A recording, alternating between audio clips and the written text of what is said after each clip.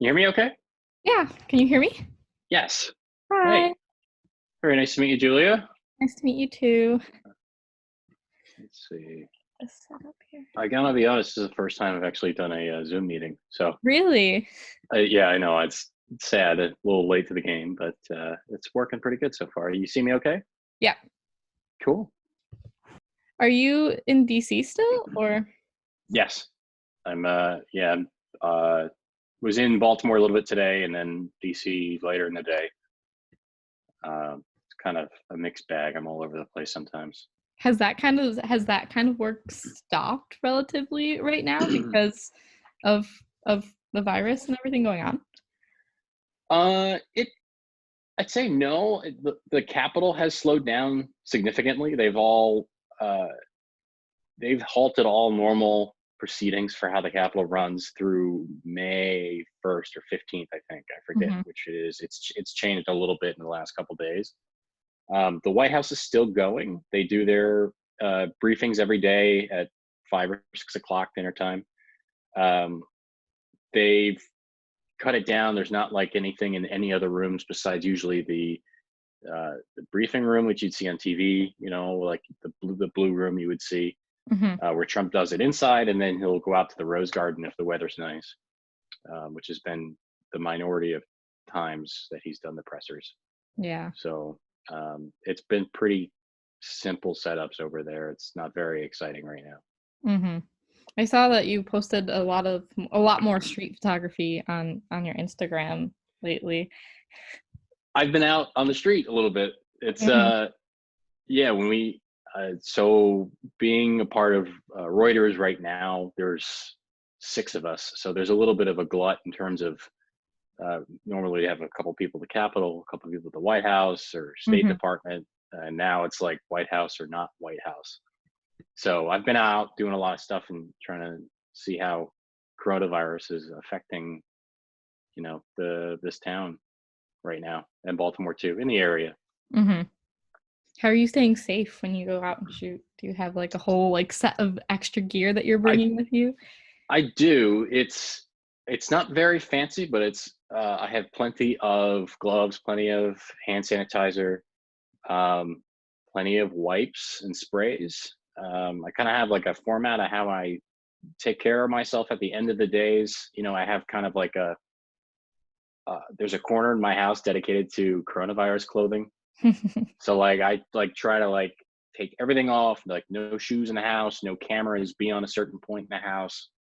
Um, it's I got to dedicate time to spray down everything Hmm. and wipe down all my gear. And I know that if it's not me at risk, then I could put other people at risk if I don't, maybe because we work with people, as side to side or, close enough where I could be at risk to an older person or anybody who's, uh, you know, capable of getting this terrible thing. Um, no, it's overall. I mean, I do have a Tyvek zip up suit, like a big white overall suit, Hmm. but I always, whenever I leave the house, always have my gloves on or hand sanitizer, and always a mask. I have a set of N95 masks that I got from work, which is very generous. It's very nice. They keep supplying me with a bunch of stuff. But pretty much just taking the time to wipe down everything is Hmm. key, especially laptops and phones and credit cards. Oh Um, yeah. one of the biggest things that I've noticed is I expense everything. So if I go out to uh, get reimbursed for train tickets or fuel or anything like that, I'm entering my credit card into like the parking garage. Like you have to insert it into the slot where everybody else has, Hmm. and I put that in my wallet, and then or I'll have my phone nearby. But I'm bringing those things into my house afterwards, Hmm. so I have to take extra time to wipe all those things down. I carry a lot of cash on me now because it's easier, less handling. Hmm. Yeah, definitely. Is it worth the risk to go out and photograph, or has there been certain situations where you're like, no, it's not necessarily worth it?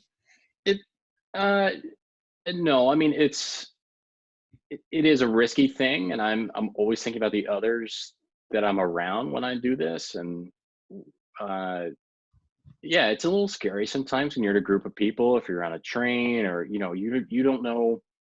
I think the scariest thing is riding in cabs right now because Mhm. I have, especially Ubers, I have no guarantees from that driver that they had properly like disinfected their car at the end of the day. And I don't know who's been in their car. Um, so I feel good about being precautious based on what all the gear I have. Um, yeah, I honestly I try not to think about it, but I know that if I do everything I can, it'll help me dwell on it less, and I can do my job better, and it Mhm. won't be as an issue of getting in the way. If I just follow the rules just like everybody else. Has this, like, kind of changed the way that you're shooting and you're going about, like, Absolutely, creating things? Because 'Cause you're kinda have totally, to stay 6 feet apart and yes. It's Yeah, it's been a lot of long glass and yelling, "Hey, can you?" It's been a lot of saying something to a person on the street, like they're like, "What are you doing?" And I'm like, "No, no, no, I work at Reuters. I'm a journalist." And then like you have to take your mask off so they can Mhm, really hear you, and like that's been kind of a pain. Um, it's changed everything because week to week the trends differ. So when we started out, it was all about like, oh, get everything. So two things before I say this, but America being sort of the later in the game continent to receive this virus. We saw it in China, we saw it in Asia, we saw it in Europe, and then it got to us. And this is kind of like um, the things that we would see on the street were kind of things that we had seen in pictures of the month in January from Far East. So this is kind of like we are seeing that now. So the things that we shoot are somewhat expected by people that live here. mhm, So empty street photos got older quicker. We were kind of like, okay, we get it. And certain cities aren't hit as hard as like New York, per se. mhm, So the dramatic effect is almost overblown by us here in like DC. It's just not, it hasn't hit us like yet. It mhm, hasn't been, we're not a New York. This is not a Wuhan. This is like 6 a.m. on a Sunday morning, people out running. There is some cars, there's not no cars. So you have to anticipate things like consumer trending and uh, how businesses are affected. We come up every week with sort of some new ideas how to uh, stay ahead of the curve and how we can capture what's going on, and that's definitely affected our demands for how we shoot. mhm. Are you guys meeting remotely now, or are you guys still going into the office? uh, our office is actually open right now partially. We have Mhm, like two editors that stay put. um, I We do call in probably once a week, once every 2 weeks. I mean, I'm in touch with my editors every day in terms of where everyone's going to be at and where they need to be. We kind of have a rough week schedule, week ahead rather, of where we're all going to be at. So we can kind of coordinate. If there's any conflicts, we all know where everyone else is going to be. So it's all helpful. mhm, Um, a benefit of that too is I can work. Reuters does. We have global editing desks, so we have essentially it follows the sun. So certain times of days, different editing desks open up. So if DC, if it's dark, like right now, like my bosses in DC are gone, they went home. mhm, If I saw a picture and I wanted to send it in right away, the editors in Singapore are open right now. I can send to them right away. It can go on the wire. So, we can kind of all function on our own without always having the editors be around, which mhm. is somewhat helpful. Do you find that it's, like, easier now with that for, like, communication and that you guys, like, are somehow, like, maybe working better now because of this, because you have that kind of freedom to talk to everyone all the time, or was that always the case? No, it was kind of always that way. I mean, I think everybody here works in their own ways, and we sort of all have adjusted to how each other works and sort of the things that we go after for topics of shooting. Mhm, So yeah, it's relatively the same. We're just kind of doing some small adjustments mostly. Mm-hmm. Yeah. Is there a project that you're most proud of that you've done in this like month, 2 month span that we've been dealing with We're COVID? I'm working on it. We're kind of figuring out. I think I had a hard time. We're trying to calculate where this thing would go in terms of restrictions. Mm-hmm. At one point, the president was saying, "Well, we'll be open by Easter. I'd love to see that." And it's like, oh, is this going to be short-lived? Is this going to be, over with? So, no, I think I'm just getting now. I'm starting to shoot some long-term stuff. That's, uh, once it took a minute to see that things were going to be guaranteed to be functioning with modified adjustments based on this virus for the long run. So you would see things that would be able to be captured over the course of a month or 2 months and things like that. So we Mm-hmm. have ideas of things that are hit and miss. Some political ideas around that. Um, I'm trying to go out to Annapolis to see the Naval Academy and to see where the cadets, they have a spring into summer uh, physical training session Mm-hmm. before they get introduced into the academy as midshipmen. And it's a very visual thing. A lot of people around here have done essays on that. And, places like Paris Island with the Marine Corps, they're still doing boot camp, but socially distanced. And it's kind of fun to see that, but everyone's Mm-hmm. 6 feet apart with masks. And, the military still has to function and a lot of things still have to keep going. Mm-hmm. And other things too, like Arlington National Cemetery. What happens when you have a ceremony or a funeral, with military personnel? I mean, you can't delay. You can only delay the funeral for so long, but there's a whole ceremonial process to that. Mm-hmm. So those are the kind of things that we're trying to look into. Um, and you could definitely bank on getting a feature story out of this when this is all over. You'll see a Yeah, bit of everything by the time whenever that's closed out, whenever that may be. definitely it would be interesting to see how like the military is still operating with Yeah, I'm all these curious. like different restrictions that they have to adhere Yeah, to so they can stop the spread of this. yeah. You So, saw the Navy ship out in Guam, and mhm. the he resigned. He left. He got booted out of his post for dealing with coronavirus on his ship, and people are. I think one sailor died recently. Yeah, I saw that. So these are active issues that are still happening, and something I hope to get access to. Fingers crossed. Are you like worried that you're going to get infected or that someone close to you like in your business is going to get infected, or are you pretty like confident that your measures are working? Uh, no, I'm. Yeah, I worry. I'm at risk. Um, I, I've got uh, friends that are, more at risk than I am, and especially with hearing about how we went from don't wear masks to you got to wear masks. And that's within 3 weeks or so, and the rules are always changing, and so I'm kind of like I don't want to fall in between the cracks, sort of. Um, Anthony Causey, photographer in New York, uh, you know, he was in his mid late 40s. He died of Mm-hmm. coronavirus. Exposure can in the states you can see it. It's changing, and there's slightly different symptoms for how far this virus has traveled, and so um, I'm banking on being as safe as possible, thinking about how we don't really know what this thing is capable of entirely yet. We might see some weird curveballs, and so I don't want to play with fire and like, I don't feel Mm-hmm. like wearing the mask today. It takes one, you know, One one one occurrence, second. Yeah. one bad day. You're like, you know what? I don't feel like wearing the mask, and that's all it takes. And I don't want to be that guy. Yeah, Mm-hmm. absolutely not. It's just crazy. Like, ah, how did it's crazy how fast this all kind of happened.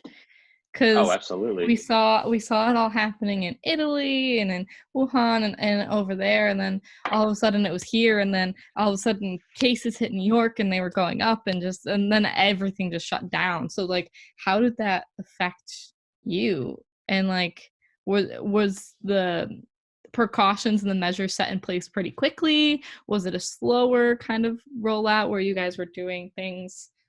Yeah. It I think with being in the capital here and being, the president is going to sound off on whatever he likes, as you may have seen on Twitter sometimes. Um, being in this town, you are amongst the most well-informed people on earth, Hmm. I think. And so you kind of hear about these things as soon as the tip of the iceberg is, there's much more of a glacier below that, below the water coming at you. I mean, it's going to get here. We were thinking about this I assumed a couple international trips going to Asia with the president in February were going to be canceled because coronavirus would have spread that far that quick. Hmm. Um, it's all incidentals. It's all probability, and the more you think about it, the more you're aware it could happen. And so, especially these guys here, they're gonna, the CDC, all of the top medical staff at the White House, they're going to sound off immediately about any concerns they might have, because I know that our people are constantly asking those questions, Hmm. and because we cover a lot of the world and some of these journalists that they do. So I think I heard about these questions early on, and so that kind of raised our awareness about what to do. So it was really every week we were making adjustments in how to work with this thing. So yeah, I think we were on top of it as much as we could be. Did it like give you some comfort knowing that you were in like the capital and you had all this knowledge and you No, had all actually, of it? actually, no. To be completely honest, the capital was not well taken care of for this thing at all. Hmm. We were totally behind because the nature of the capital is it's kind of the White House is the White House and Capitol are run completely different ways. The White House is very structured. You have Secret Service, you have wranglers, people that will curate your day. You see the president's schedule, so you know what you're going to be going into. You're going to know roughly who's going to be there. It's a big production. On the Capitol, if someone comments on something, a senator says or does something or whatever, it's a mad grab. There are way more journalists up there doing stories and covering that place than there are at the White House. People are going to go up. I've seen groups of people, writers. I've seen 20 to 30 writers who get up at point blank to a senator who's walking out of the Senate chamber and looking for a comment. They have their hand out to the senator with their phone in their hand, and everybody in it. It's a huge cluster, and it's the biggest issue of it's the biggest risk of Hmm. exposure. It's like we were doing that up until like maybe 2.5 weeks ago. Really? I mean, yeah, I mean, we were at point blank, and the average age of these senators, they're older, they're senior citizens, a lot of them. Hmm. I don't want to see anybody get sick, but social distancing and masks for that were not taken as serious as we had thought it needed to be until later, and much later on. Hmm. It was scary to see. I was in a cluster of people uh, beside Senator Rand Paul, and Rand Paul, like 2 weeks later, tests positive for coronavirus. Oh my God. But and on top of that, now because of how he tested positive, all the writers, everybody who was around him doing those quick interviews while walking with him with their phones in their hands at 2 feet away, they all have to self quarantine, Hmm. and they're all some of them are they're A-listers at these publications. Now you have to have other people covering other beats because exposure is a risk. Hmm. So the whole thing just kind of spiraled out like that. So yeah. That's crazy. I think we were late to the game, and on top of that too, when we when we cover the press briefings, we kind of have these rotating positions to go to share each spot in the Mhm. room so everyone can kind of get a piece of it. When Trump and Pence don't talk at the podium, if they let Dr. Fauci or Dr. Birx come in, they step aside as far as they can to follow the rules of social distancing. But like for us, like when I'm in that one position that's closest to them, I'm a foot and a half, two. I could, you know, Mhm. tap Trump. And I'm like, well, I'm breaking the rules. I can't move.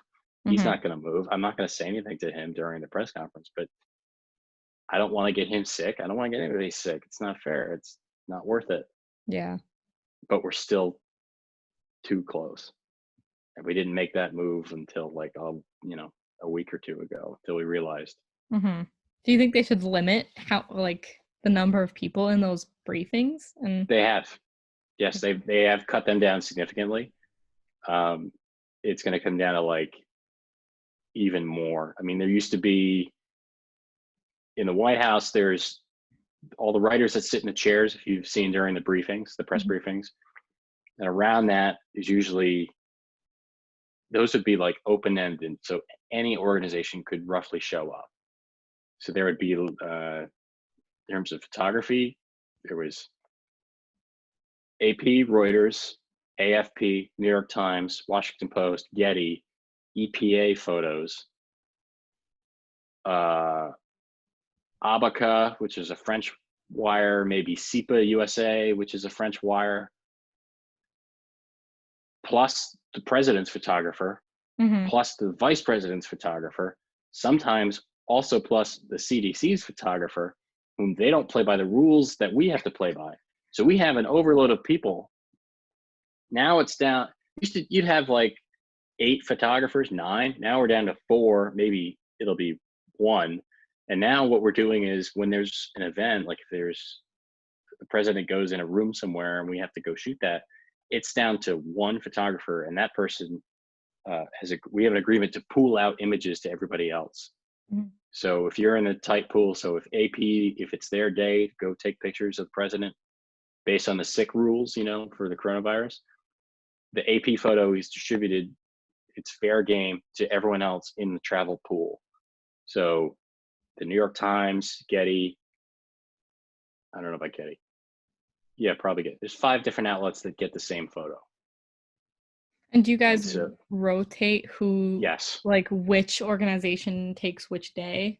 Yeah, there's a list. There's an official rotation list, but we keep it down to 1 person just Mhm. because it's the safest way to go. And we've all agreed, you know, uh, we scale it back. We trust the people that work there. These are people they know what they're doing. They know how to shoot these things for everybody's taste, and that way they can have the proper variety available for the wires or for the paper, wherever it's going to go. Um, so we have a good agreement going with that. And what's the process like of picking that one photographer? Like how do you go based on their portfolio, what they've done in the past? It's no, it's if you have a hard it's called a hard pass. So if you have like a long-term pass to be in the White House, um, usually a good chunk of that is people who are on staff or have freelanced for years in the area, and they have the ability to go in, and they're kind of trusted on that factor. It's not based on merit, but if you are in the rotation for that day for that company, you're in.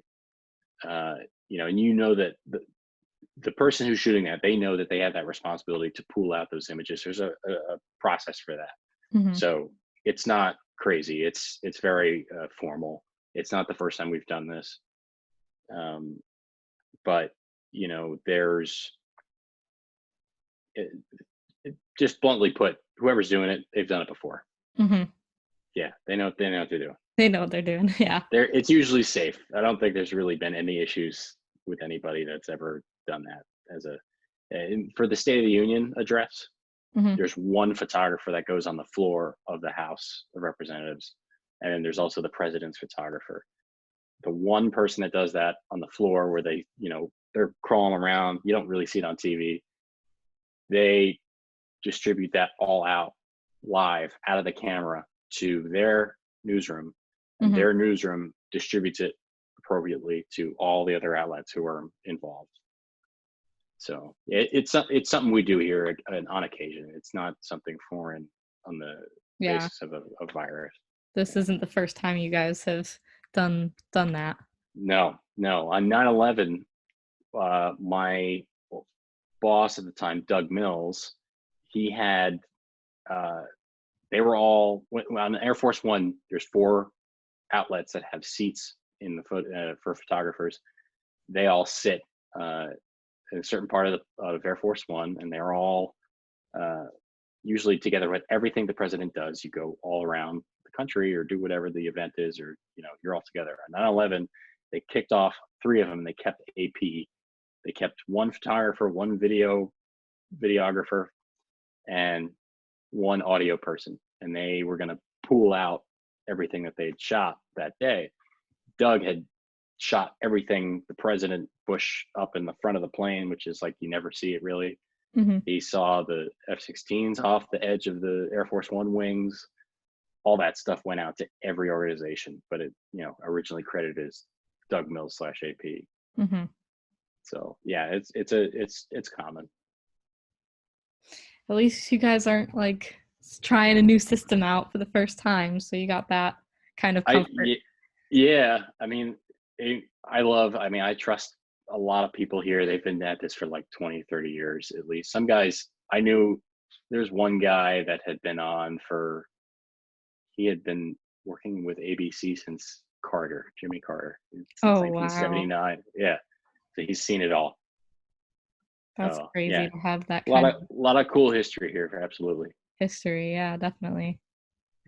Well, thank you for talking with me. It was very Of course. interesting to hear that kind of the DC aspect of Yeah. everything. Ask me any questions about this area anytime, anything about around politics. Happy to answer it. Any classmates have questions, Hmm. pass along my email or phone number. Happy to answer them. Okay, I will do. And Jen's always, Jen knows everybody down here, so it kind of comes full circle too. Hmm. Just say Jen and kind of. Everybody knows Jen. It's scary. They're like, where'd you come from? Like, oh, RIT. Can you hear the sirens right now? Actually, Yeah, I heard that it's a little it's bit. Pence's motorcade comes up through here Oh, on this road. really? That's him going back from the briefing tonight. It's like everything shuts down in DC. Hmm. It's for a few minutes. It's kind of like the nature of it. But yeah, no, they're like, oh, where'd you go to school? I'm like, oh, it was at RIT. They're like, Jen? I'm like, oh, gee. She's like, yeah. Oh, Jen, where's she been? She used to be here forever at Obama or U.S. News or whatever, amazing million things she's done. So Hmm. very popular here. Still. That's comforting. Yes. No, there's a good RIT presence around here for sure. Well, thank you so much for talking with me. Of course. Happy to help out. If you have any more questions or whatever, last minute, just shoot me an email or text me, and happy to help out. Okay, I will. Thank you. Cool. Very nice to meet you. Thanks for the Nice to call. meet you too. Good luck on your project. Thank you. Take care. Bye.